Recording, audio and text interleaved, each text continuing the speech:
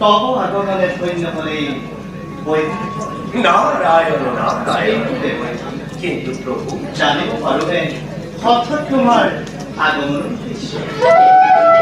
উদ্দেশ্য উদ্দেশ্য মাত্র উভয়ে সরঙ্গন প্রভু দয়াময় কৃপাতে ধন্য হল আজে নারদর নয়ন। কিন্তু কিন্তু বলি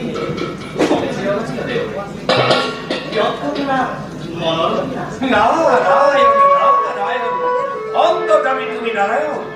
সৃষ্টি স্থিতি আর প্রলয়ের করা কি তুমি নিজে তেনেশ্বর এই নারদ পরিষা দেখিয়া কবার পুরা প্রভু দানবপুরের ভক্ত ক্ষীরমণি প্রহ্লাদ নাতি বলিয়ে দিনে রেখাই আপনারই স্মরণ পরিষ্কার আর অন্য দেবতা সকলে অহংকারে মত্ত হই রাজ শাসন করি দেবর পদ অলঙ্কার তুমি প্রভু নারায়ণে কি ধরে সায় আসা দেবতার এনে অহংকার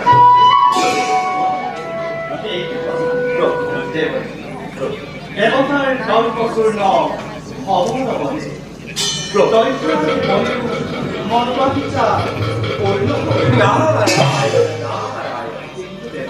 কিন্তু প্রভু এই ক্ষেত্ৰত তোমাৰ সহায়ৰ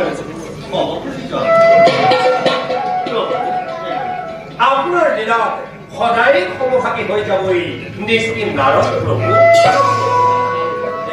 কিন্তু বংশুর প্রভু কিরণের বলির মনোবাঞ্ছা পূর্ণ হব আর দেবতার গর্ব খর্ব হব এবার মুখ ভালদরে বুঝাই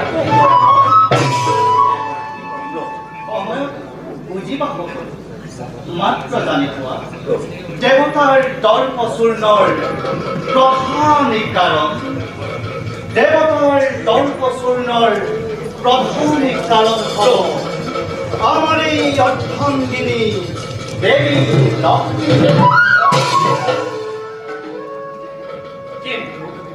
কিন্তু কেনেকৈ প্রভু আমার এই দর্শনার হেতু মহামণি দুর্বাসা বৈকুণ্ঠপুরে অবগমন